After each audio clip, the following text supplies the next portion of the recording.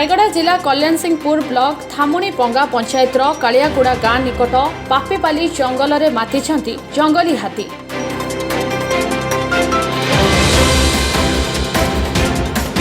एथिजोगु लोके आतंकित अवस्था अच्छा।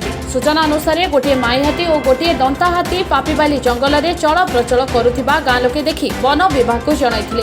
एने खबर पाई वन विभाग कर्मचारी पहुंची दुई हाथी को सुरक्षित भाव जंगल भितर को घोड़ाइबारे सफल होइथिले।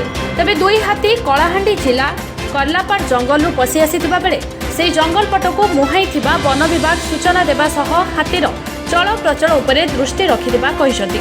अन्यपटे लोकक धन जीवन जेपरि सुरक्षित रहिबो एथिप्रति मध्य वन विभाग सजग रहिथिबा जणा पड़िछि।